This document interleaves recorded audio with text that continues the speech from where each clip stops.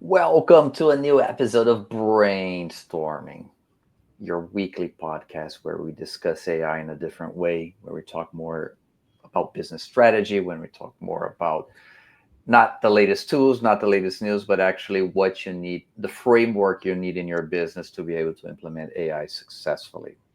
I'm here with my friend Enrique. He's back from Denmark, where he conquered the Vikings, where he had a couple of Carlsbergs at a soccer game.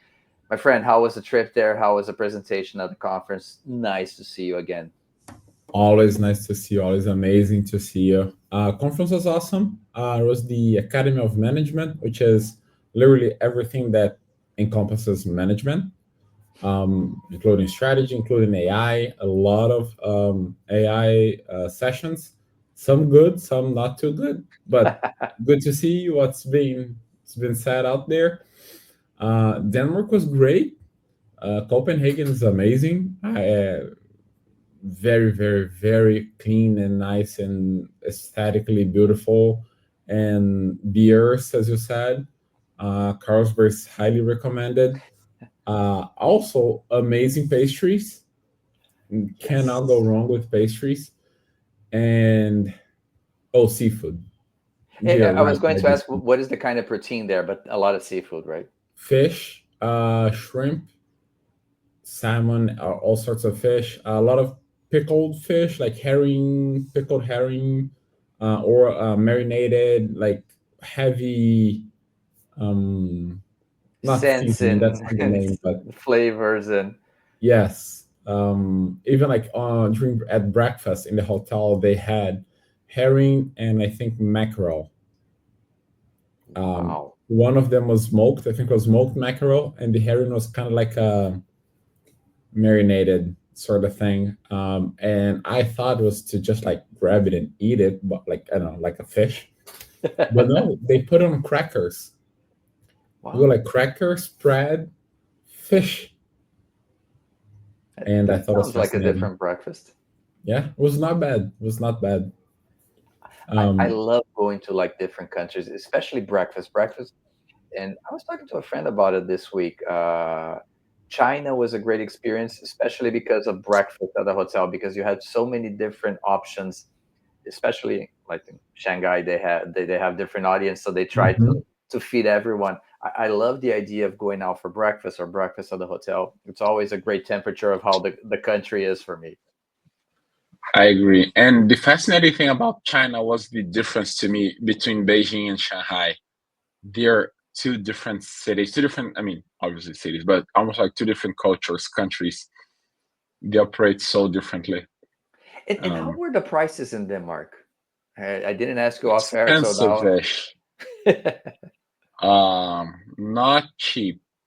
Luckily, meals are covered, but it was not unless you go nuts. But reasonable meals are covered. But yeah, like beers were maybe $10. The Vegas cheapest. prices. Yeah, yeah. And I think it's because of their currency. That's how it is there.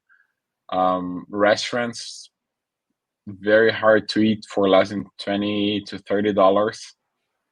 In a cheaper restaurant.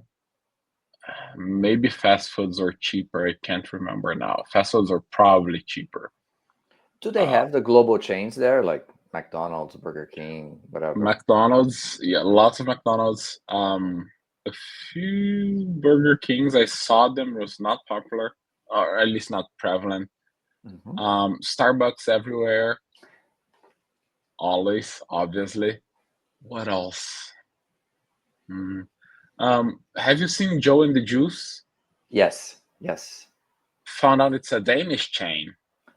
I had no idea of that. Me neither. I've seen them in Chicago and DC, I think, and I assumed it was a kind of a sort of small American chain that was like growing and going to other cities, expanding, and then they were everywhere. They're literally everywhere, like a Starbucks kind of thing. And I thought, well, I guess they are Europeans. They have to, because the rise does makes sense, and they're Danish. That is But incredible. the other thing I thought was interesting is most of the big local chains had American names, like Joe and the Juice. I'm not gonna remember that. Oh, Espresso House was a big coffee shop, like coffee chain there. I'm not gonna remember the other ones, but so many of them had American names. I thought it was funny. That is And so common names, right? Like Joe and the Juice, Espresso House. Oh, a bakery, one of the main bakeries there, Juno the Bakery. And very so it cool. goes. Yeah. And So and and you said that some good and some bad conferences, like bad speeches or lectures on AI at the conference. What did you pick up there? Like, is it a lot of? Is it even in a conference like that? Do we still have a lot of hype, like we're seeing around on social yeah, media, on digital content? Same crap, like a lot of hype and no substance. the bad was that, yeah, a lot of hype, a lot of how AI is gonna revolutionize the world and do everything for us. How things like how we will never be able to predict what AI is gonna do. Um, AI will is like a different beast that will completely change the world in ways we can't see, and who knows if we can adapt. It's a lot of cliche talk, but then the good ones were actually like the kind of down to earth ones of, say, how can you use AI to augment your research productivity, or effective ways that we can already see AI impacting industries in general or companies. Um, how can you implement AI for logistics? How can you implement AI for well, it wasn't that was more of an experiment, but to reduce bias in selection processes. They were not. I think that was not a kind of a finalized thing, but it was a ongoing project that they're trying to use AI to reduce biases, which I don't think is possible still because humans are giving AI biases before. Yes. You're telling AI to ignore the bias that you gave it, but possible. Also, another one was how to publish papers and review papers in the world of AI. And that I thought was also kind of cliche in the sense of saying how productivity was going to increase so much that they were not going to be able to deal with the influx of papers. And, well, it might increase, but you're not going to produce 5 papers on the time of one if you're actually doing what you want to do, unless you're literally putting out there what AI spits out. That is such a great point. That is such a Right? great point because we're in a WhatsApp group, and I was telling everyone in the group yesterday how, and I know we don't talk about the latest news here, but this one is related.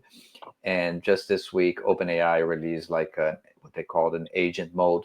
Actually, they released it like 3 weeks ago for whoever pays a $200 plan. I paid a $20 plan, so I just got it this week.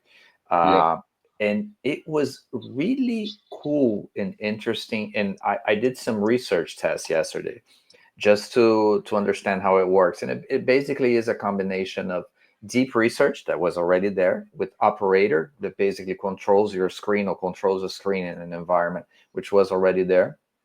And it added something I didn't tell you in the group. It adds like a coding part of it that it also is there, like to generate Python script or whatever to generate a structure.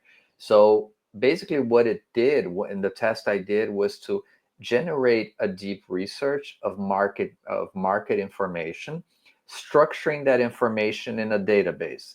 And it combined these three factors, and it was really cool what it did.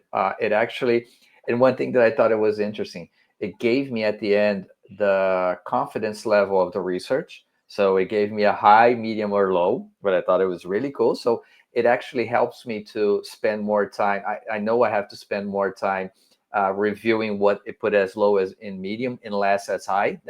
I'm actually going to test that to see if it's true. Mm-hmm. But the point is, it's still it spit out what it wanted to do, and I still have a lot of work to refine the data. And I'm not talking about a scientific paper. I'm not talking about an academic paper. I'm just talking about business research project. Yeah. So yes, it helps. Yes, it will help more and more. But hell no, you're not going to put out 5 academic papers in the time of one just because AI speeds up one part of the process. Exactly. So I think it was still a lot more cliche talk than actual talk, or not actual, but I guess applicable. But it was interesting. It was good to see where it's at.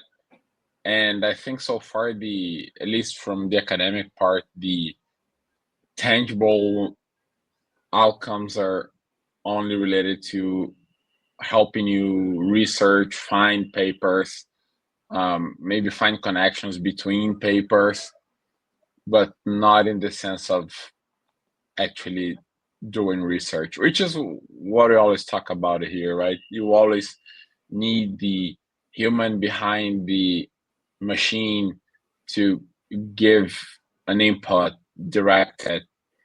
It will not be fully autonomous, fully intelligent. So it looks at papers online and immediately finds a way for you to say something. That is such a great segue for what we're going to talk about today, how the human in the loop, and when we talk about human in the loop, we talk about having a framework and a structure, and we talk about governance. But before we go to governance, let's just remind you guys our free AI blueprint. So pause the episode, go to the link in the episode description, click there, open the tab, leave it there, come back to us, and then after the episode, you go there, fill out the assessment. It will take you around 10 to 15 minutes, but it's a great way for you to have to check the pulse, your AI pulse of your business, of where you are right now and where you want to be. And we will help you with that information, creating and sending you a free AI blueprint. So it's a great way for you to take a snapshot of where you are, and we will help you get to the next step, and then we'll follow you along the way. Exactly. And we're going to wait for you to come back. You're waiting. Yes, we'll be here. Hiki knows that I'm with Zeus here, one of my cats. He's sleeping, of course, because there's nothing else to do. But okay, you're back. Let's go. Thank you. Let's talk about governance, my friend, because it's a term a lot of people just spit out the letters, spit out the words, but it really becomes an intrinsic part of implementing AI successfully in businesses. And some people are not taking the word seriously. Some people are just using the word as a cliche to say that they're doing, but they're not really taking care of what is involved in an AI project. They're using the frameworks they use for software projects or for information security. And when we talk about AI, it's a different beast. But before we get to AI, I want to ask my favorite professor in the world, like how do businesses in the past 5 years, 10 years, how do they look at governance? How important is it when you talk about business size, about in different industries? What is the real importance of governance for businesses nowadays? I'm glad you asked, my friend. It's one of my favorite topics of research because it's still so poorly done / we don't know how to effectively govern or implement governance in companies. And long story short, governance is all the rules and processes and boundaries and checks and balances of a company to make sure that the company will be run as it should and be kind of foolproof, or have a kind of a shield against rogue CEOs or employees, right? Pretty much make sure the system runs as it should. And it's been evolving for the last, I want to say, 40 years, maybe, constantly. In the sense that way back when, Well, first of all, the board of directors, or whatever that's called, the executive board, right? Each company has its own name, is the main mechanism of governance, which, because they are the ones who overview the CEO, and the CEO is the most powerful person. So that's kind of the main governance mechanism. Problem is, the board used to be comprised by internal directors and executives and managers, which would have an incentive not to go directly against the CEO, given that they could be fired. So there's been a huge movement towards board independence, and we've seen that in other situations that don't involve companies but countries, the importance of independence between powers. And you never have full board independence because it's still a small circle of top executives that know each other, and one of them will be put on another company's board, and you're not going to put an executive that you've never heard of or never had any interaction in the board of your own company. And the shareholders, who are the ones who vote for the board of directors, are not that invested. They want, it's not like an election where you go research your candidates, and a lot of us don't even do that. But shareholders will probably just ignore the vote. So it ends up being kind of a power struggle between the top forces. Anyway, boards are typically external now. You have only the CEO, maybe one other internal person, and then depends on the board, 5, 7, 10 external directors. But in the latest evolution is the activist investor. It's the hedge funds, investment equity firms, private equity firms that go buy shares from a company with the goal of putting directors in the board and changing mechanisms that they believe are not being executed well or designed well. So they think they can improve company efficiency, so they can then, one, increase their value because they own shares of that company, and two, potentially sell their shares and cash in that boost in price. And they keep doing that over and over in different companies, right? It's pretty much like their job is to find a company that they don't believe is well run, improve efficiency, and get out, or not, but increase their value. So that's been the latest, I guess, development in it. And boards have every incentive to block those investors from coming in, from taking those chairs from the board of directors, because you don't really know what's going to happen after that. They might push for actual positive efficiencies, better processes. They might push for layovers. They might push for a complete overhaul of the board of directors, and you might lose your seat. Or they might push for something that just gives you a bad media reputation or bad media visibility, which might stigmatize you, that director or C-suite executive, because you're part of that board that was taken over by that activist and did something negative. The one case that comes to my mind, and I know it didn't get to fruition because actually they blocked the activist, but I can't remember the name of the investor because he's a really powerful guy. But Disney was the case that came to mind. I think the current CEO, right, Michael, one of the Michaels that is in power, I think it's Michael Eisner now, someone like that.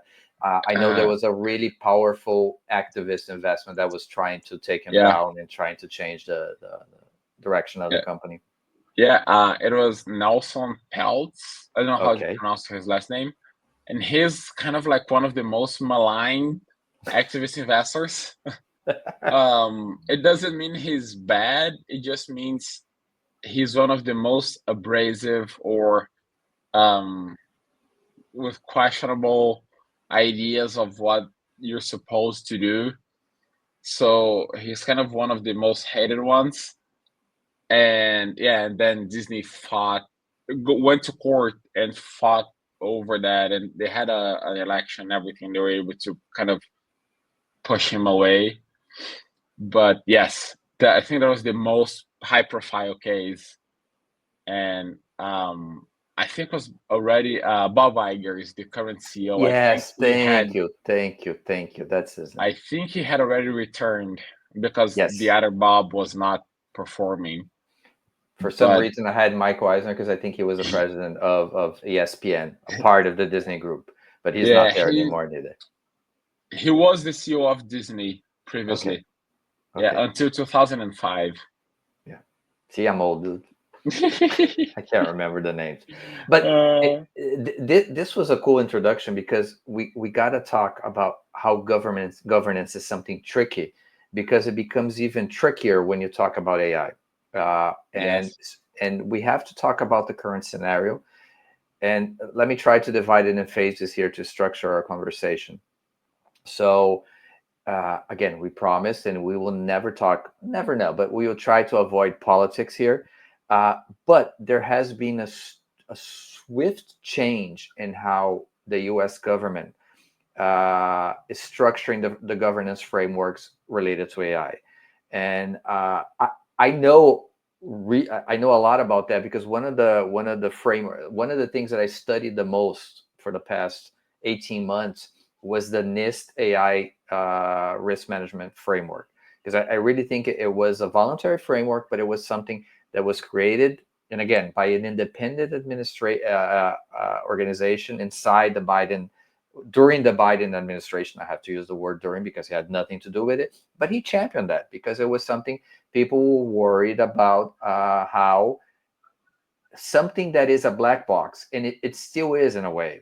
And I'm not going to go over the hype here, but the way models change and the way data changes and the way neural networks work and the way reinforcement, you have a fluid situation where results can change and they can be manipulated and they can be so you need some type of oversight. It's different than a software where you have a code and usually data comes in, data comes out, this process, it comes out. When we talk about AI, it is different. So that's why there was a big push for governance, and now there isn't. I'm not going to say what's wrong or what's right, but during the new administration, basically they're removing all barriers. It's free for all, free market. And again, the justification is it's easier to innovate that way. And I'm not going to challenge that. I'm not going to challenge that. But what I am going to say is that businesses who haven't been able to be successful in their AI implementations, they have noticed that risk management and data governance has been a huge part of failure, and they want to start investing. So it really is a paradox. It is a paradox of free for all on one side, and the other side, who is actually trying to get the results of it, is saying, hey, there's something that we need to pay attention to. Yeah, it is. And I've talked a lot about how governance works, but you also have to talk about how governance doesn't work, and it's ineffective for multiple reasons. And one of them, without getting too deep into politics and political ideologies, is that people have their beliefs and they cannot dissociate from that to try to evaluate what is the best path forward. So in a case from the kind of bigger picture like that, like you should have all the governance you can, you should have all the checks and balances and constraints that you can, and rules and how to do it, to you should have nothing at all. And most likely neither of those are the right answer. It's somewhere in the middle. But the beliefs that people have internally are too strong for them to dissociate what they're supposed to believe in, or what they actually maybe believe in, from what is actually the best part for the company, or for the government, for the country. Well, a little side going sideways. But one of the things I'm researching now is whether governance can rein in executives based on their ideology. So Interesting. if you're more liberal, more conservative, you do this. If this is not the direction that is more profitable for your shareholders and give your company the biggest return, is the board able to rein you in, to control you through governance mechanisms? So whether that's by changing directors, adding, say, a finance focused person to kind of have more, how to say, like more, a better oversight, or like a tighter grip on the financial aspects of the firm, or by changing your compensation package to be more associated with the stock prices, or to reaching a certain price, or to giving a certain return on equity, whatever it is, right? Can you change something that pulls the CEO back? And we haven't found anything. Nothing so far. There's nothing that companies can do that change the CEO's actions when you're looking at how their ideology drives them. And I thought I thought I was running the analysis wrong. I thought the data was wrong. Not the data, but the way I was analyzing the data was wrong. And that's why I wasn't finding anything. And I asked, there was a presentation in the conference about same thing, liberal versus conservative CEOs, and how do they focus on the future versus the present, short-term goals versus long-term goals, and can you change that? And they found nothing. So if a CEO, because of, say, their liberal ideology and their focus on the environment, they're very long-term focused on environmental issues, or if it's very long-term focus on, I don't know, business issues and getting a 10-year return on your investment, can you make that a shorter term, or vice versa? If you're too short-term focused, you don't think bigger picture, can you do that? And how your ideology affects that? And he found nothing at all. So maybe what we are finding out, and it's still ways to go, is that there's nothing that will change someone's actions when they're based on their ideology, which psychology has shown that your ideology means your own beliefs and values. So you think that's what you truly believe in, that's what you think are the right values. So you're not going to go against your values, your core tenets, because your board of directors is offering you $10 million more when you're already making 30. So, no, I like to use the term emotional dependence, and that really I really think the emotional dependence is stronger than any kind of incentive that will not feed your ideology, will not feed how you see the world. That becomes so important to you, and people don't notice it, so they don't fight it. They just see that as their reality. Yeah. And the one thing that concerns me, and for me it's interesting actually, and I love to discuss it, and I don't have the answer, is that I was talking this week to executive of a 2,500 employee company, and they're, we're going AI first, and the company is going AI first.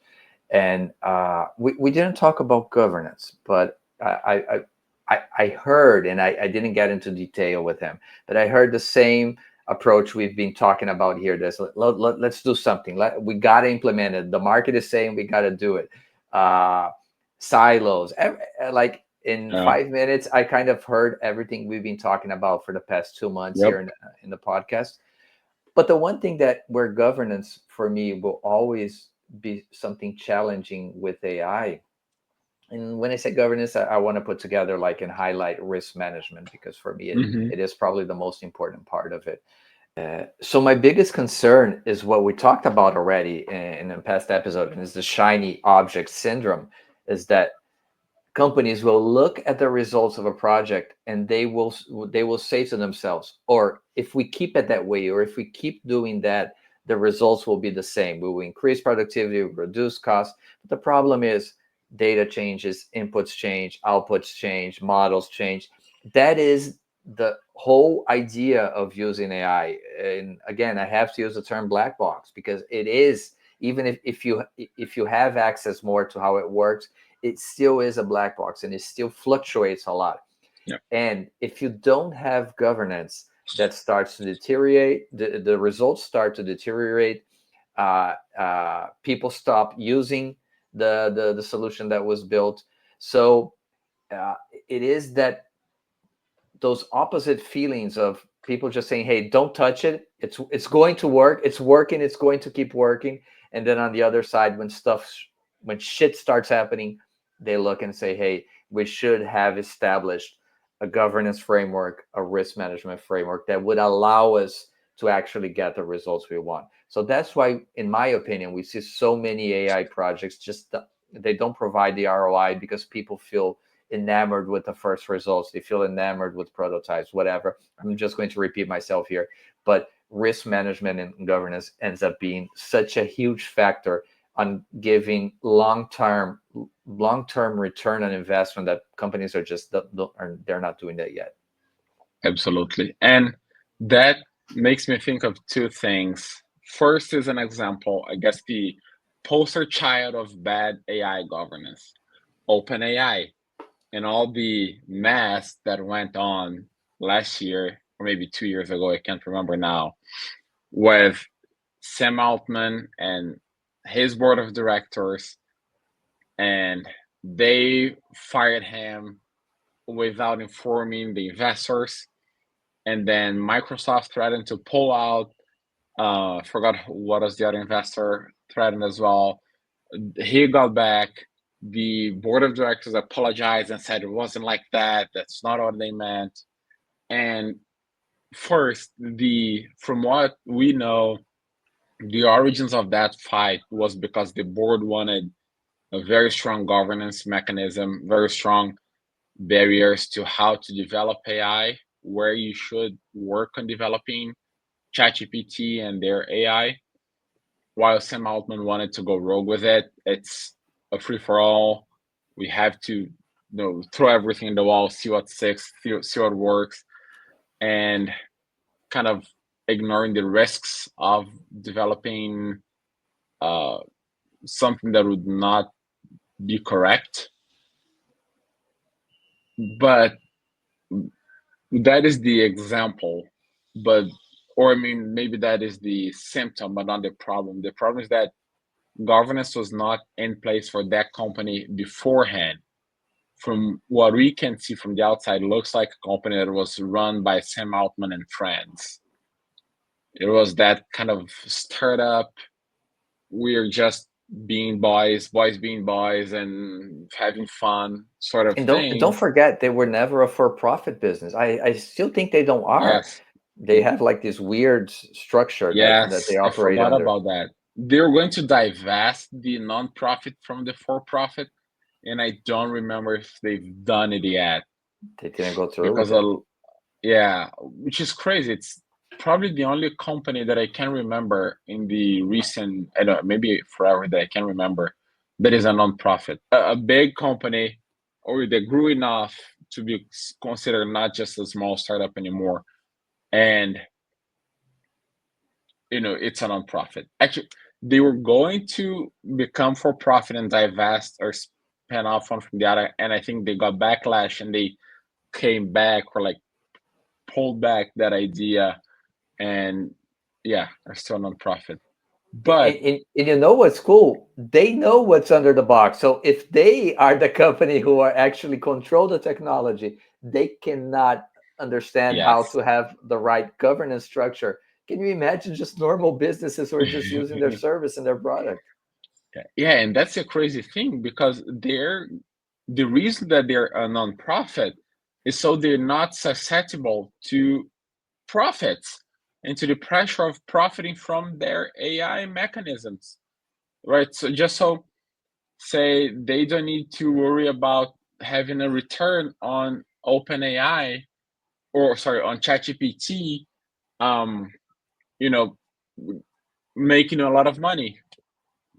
Long story short, and fascinating. But my second point was kind of related to that, is that companies that decide to invest in AI and say dive into the black box, as we've been talking, if they don't already have a good governance mechanism beforehand, it I don't know that they can create one for their AI investment. Bingo. If you're a company that is already, let's say, a mess for the to be for the brevity of things, um, if you don't have strong checks and balances to keep your CEO in check, your managers, if you don't have very strong policies of what you do and you don't do, it it's not now because you're now diving into AI that you're going to create a good mechanism to be executed. So I don't know. It's an interesting world that I don't think people have the answer yet. Don't think they can have the answer yet, but it will create more challenges even for companies that already have strong mechanisms in place. Cannot imagine for companies that don't have it. Yeah, and I'm laughing here because I was just thinking you can't use ChatGPT to create a governance structure for your Nope. company. You can do it to create software nowadays. You can do it to create content, your marketing content. You can do it for your legal team. You cannot do it to create a governance structure. Unfortunately or Exactly. fortunately, it doesn't work that way. Nope. ChatGPT is not that capable yet. Still and, can't and do it. and one thing for me is just timing, because and that you probably know a lot better than me, but you do not implement a governance structure or a governance policy or whatever you want to call it in your company in less than 6, 12, 18 months. And the timing of AI is that companies are looking at it and said, "Oh my God, my competitors are doing it. I have to do it." So you end up running with your AI projects, and you just the timing doesn't match. So as you said, you cannot create something that would take 12 to 18 months for something that you want to implement and you want to see results in 6 months. So the That's whole very true. timing it ends up becoming something huge. Yeah, that's very true. Yeah,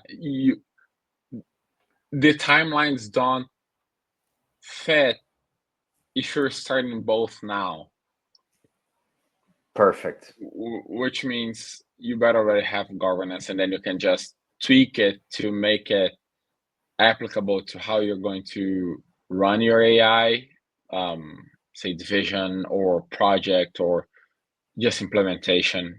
If it's a small scale implementing something on a day-to-day um, lives of employees, but you're not going to create both from scratch right now. And the one thing I would say is that regardless of your ideology or how you see the world, uh, try to understand that even if the government is saying, "Hey, we want a free for all to be able to speed up innovation. We want companies to be able to develop new AI solutions." Probably 90%, 95% of who is watching us or hearing us, you are consumers of those solutions. You're not the ones creating it. You are the ones implementing the technology. And even if it is better, if you believe, and again, I will not challenge, if you believe it's better for the US tech companies who are creating the AI infrastructure, the AI models, the AI solutions that you will use in your business, that doesn't mean that the same logic should apply to you, because you are consuming something that will impact your business processes, your production processes, how you interact with your customers, how you interact with your employees, and that requires governance. So even Yep. if you are the one who says, "Hey, it has to be free for all," good, but remember that you are the ones. You are not creating AI. You are consuming AI, and you are creating solutions inside your business using something that the way it was created, the way it was born, it requires risk management, it requires governance. Yes. You summed it up perfectly, I think, into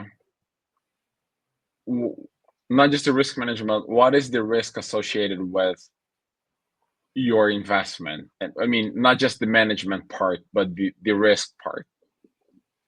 The risk that you cannot foresee. You don't know what's coming. You don't know what's coming next. And I don't want to sound like I am being, I don't want to sound cliche on AI, but no one knows what's coming next. Literally, I don't think next will be AI taking over the world, but we don't know the path which it is going, the speed that this evolution process is going to happen. We just know it's happening now, and we're trying to adjust and adapt as much as we can. I was actually discussing that with my brother a couple of days ago. Humans are very adaptable. We underestimate our capacity to adapt to any sort of circumstances that we create or that the world that happen external to us, and we adapt.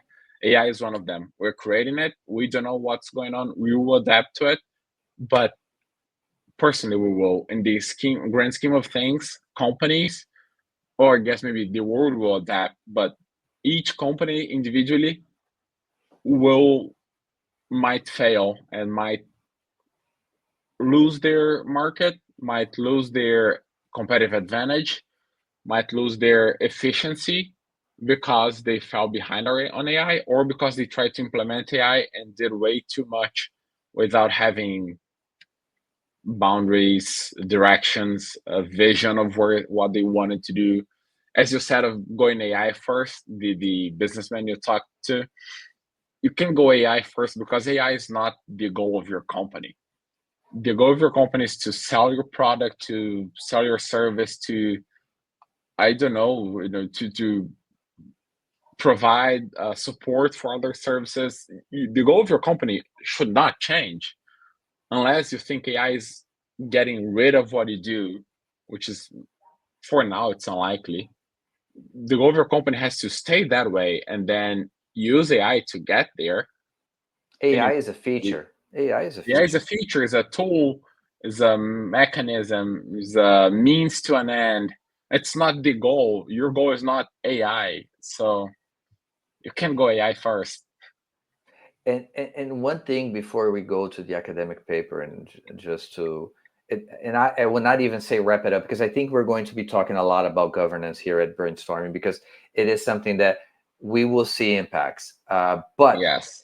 don't forget the caveat that if you serve, for example, if your product, if your solution, if your service is for the European market, you are playing a different ball game. You really need to care about governance Yes. and risk management, because they're looking at, as they have been looking at risk and privacy and everything around the world a different way. And again, I'm not saying what's right or what's wrong. It's just, if you serve that market, you got to pay attention to that, and you got to have a governance structure that meets the needs of legislation in Europe that will not impact negatively your company results. Yeah, and in Brazil is more closely aligned with Europe than Yep. with the US. Yep. I don't know about the Asian markets, but yes, if you're in Europe, if you're business in Europe, if it is in Brazil, perhaps other place of Latin America, you have a lot more of legislation to deal with and adapt to than in the US and Canada, I'd assume. Yeah. Very, very cool. That's a great point. And again, I think this is a topic we're going to talk a lot about here, because I think the same way it changed with the new administration is going to change when, again, data points come out showing that governance and risk management and data management are still pushing to the bottom the acceptance rates and success rates. So this is something we're still going to talk a lot about. But talking about an academic paper, and just because Enrique saw a lot of different academic papers being talked about during his time in Denmark, even that he's in vacation at Notre Dame, not vacation from your work, from your research, but from interaction with students and Yes. other professors. But I think it links really well to what we talk about, and it actually is a little bit maybe, I won't use the word scary, but it is a little bit futuristic to talk about manipulation attacks, and that's the name of the paper, manipulation attacks by misaligned AI, risk analysis, and safety case framework. It goes a little meta here, talking about how AI comes to life in a way, and it is well structured on the paper. I'm just joking a little bit about it because it talks about how basically companies and businesses have to be prepared for when AI's reasons to live and to work. And if you're just listening, you're not watching. I'm just putting everything in quotes here because basically, if you are using AI as your employee, as your worker, it also has its own interests. And there have been some case studies showing how some models have been trying to manipulate humans to be able to control how the interactions go and controls how the output goes. So it is a really interesting and cool subject, in my opinion.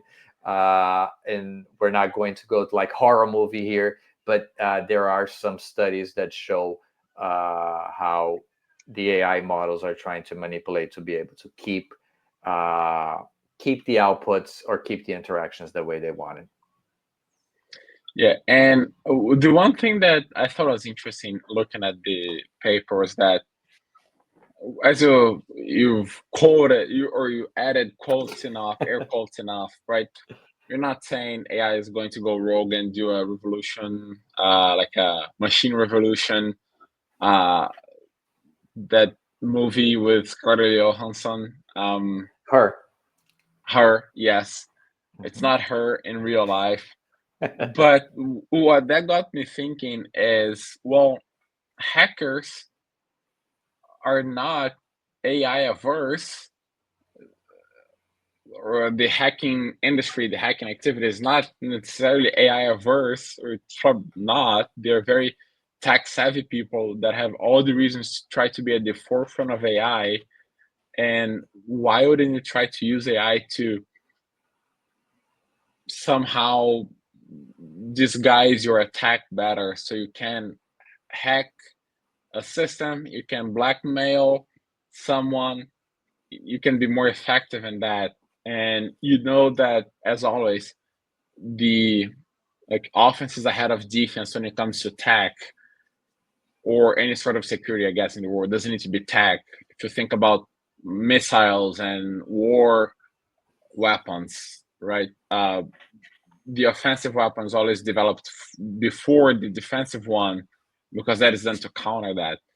And with hacking, it's the same, right? The hackers find new ways, and companies and governments and systems try to find ways to defend from that.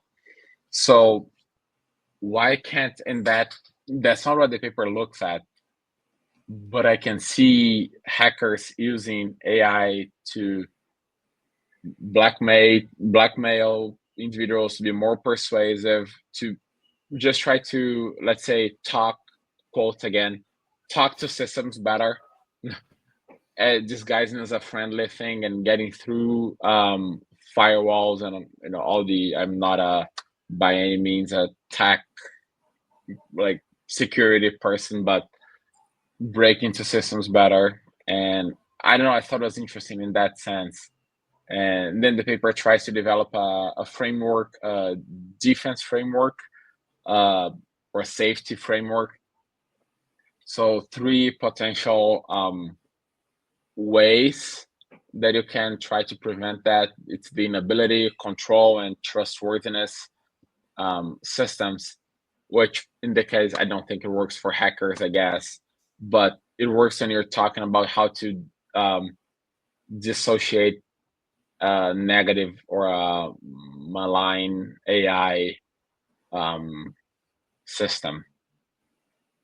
No, that's basically that is the core of the paper, the whole 3-pillar defense framework. I think I thought that was pretty cool. And ability arguments, control arguments, trustworthiness arguments, and just we thought it was interesting because actually the paper does give some examples. Like it gives a use case of Claude for Opus attempted blackmail in 84% of simulated scenarios when facing replacement. So just like you, it tries to keep its job. Just like you, it tries to keep its job. And two cool things that the paper mentioned that I thought were interesting was, don't forget that all these models, they were trained with all the manipulation techniques and all the persuasion techniques in the world. So they know the best way to be persuasive if they need to be. But I think and the one point where I really believe it's an issue, and that's where I think the value of the paper is we're talking a lot about in the AI world about multi-agent systems, uh, because it makes sense. And this week actually we are testing a lot at our company, and we were working with specific agents with specific tasks in a development environment, and the quality of the results were so much better. But when you have different agents doing different functions, and again, as we said, it's not like they're gaining life and they're going to control the world. There's nothing like that. But things change slightly, data inputs Yep. change slightly, models change slightly. Maybe somebody tried to update a system prompt or a markdown document, try to give better information. It changed the results. So when you have multiple entities with their own goals and their own interests, and I'm saying this in a very technical way, uh, some agents will try to defend themselves and try to make sure they keep doing what they think they're supposed to do, or that what they were told they're supposed to do. So in this reality, it really becomes something where manipulation could come up, where it's just the agent saying, hey, I need to do this. You put an obstacle here that's trying to prevent me from doing this. Let me try to put you through a path where I'm back to where I feel more comfortable doing my job. So it's nothing to do with a horror movie, or with Yep. trying to tech is going to take over the world. No, it's just science. It's just the way Gen AI works, the way these models work. So it really becomes an interesting paper especially when we talk about multi agents. Yeah, absolutely. And the fact that you are able to teach AI already to be deceitful, which is, Yes. I guess, is not a surprise, but it's good to keep in mind. And I guess to tie back to our podcast discussion, if you can teach it to be deceitful, you can teach it to go around your governance mechanisms, find workarounds inside your company to somehow use it in a way that you shouldn't, or legislations, right? It doesn't need to be your internal governance. It could be your government, your country's laws. But uh, that means governance is there. But I guess you can't have just a system in place. You need to have effective monitoring and a sort of way to keep everyone in check. Or hopefully you already have a good system in place in your company and people are already in line with it. So reduce the incentives to, I guess, use AI for deviating from its purpose. And I'm not, and it's because when you were talking, I just thought about something. It's not, sometimes it's not even malicious. It's not, but it's just that, and we've been going through saying the same thing every episode. Uh, People adapt, and I really think jobs will adapt. So Yes, if you just go with the mentality, I'm using AI for a task, it's going to replace a human. You got to remember that you will need a human that didn't do that job before now to monitor that task, to be able to, and you're still going to have productivity gains. That's actually the whole point. But you're going absolutely. to have to teach people to, or have people with different skills to be able to monitor what's going on, to be able to ensure the outputs, especially if these outputs go directly to your customer. Because that is one thing why, and I believe why coding has become such a hot topic now for AI. Because basically, software companies, yes, they're increasing productivity, but they have the humans who are looking at the code before putting it out in the market, or they should be doing that. When you Hopefully. hopefully, when you have something that has a direct contact with your customer, then it really becomes an issue if it goes rogue. Yep. Very true. Very true. As I say, you're always the closer. You come with the latest, greatest way to tie it all in and have a key takeaway. People will know what they were recording. Actually, today we're recording like really close to when we're going to publish. But I will make the joke that I am not the new Yankees bullpen today. Amazing. I am not the new Amazing. Yankees bullpen today. We closed You this throw crap in out. 5 closers there, and they all managed to blow the game. All of them beginning to end. Team effort. True team effort. Inside joke that no one will get, but you people who are friends will. I just say Florida bitches, Florida bitches. Good Perfect. job, my friend. Good job. Amazing discussion. Again, I really believe governance and risk management is something that we're going to look at different angles. This was just like a first introduction, looking from the top and then trying to connect with what's going on with AI. But I really think things will change so much in the next 6 to 12 months when we're still seeing companies struggling to find the best results, and where governance will always come back to say, hey, we're here. We should be here to be able to help you to implement these results better. I agree. I have nothing else to add. I hope you guys took some value out of our project today, or our podcast today. And I hope you guys take even more value from the blueprint that you can access if you're watching us and not just listening or pointing towards where the link is. I'm And pointing to yes, Enrique's bold spot, actually. Yeah, great it's so job, my friend. nice. Great job. But yeah, don't forget our free AI blueprint. I think I'm sure the same way we're helping already some companies, we want to expand the size of this community, because we really want to understand what's going on in the AI world and share this knowledge and share best practices between all our companies that are using this free service. Guys, see you next week. We'll be back with a new academic paper. And again, we're going to keep going through in this pace. 1 week, a full discussion, another week, a shorter one. So you guys can do like a full workout in 1 week, and the other just your ride to the supermarket. But we'll always be here with you guys. See you next week. Exactly. See ya. Take care, guys. Bye-bye.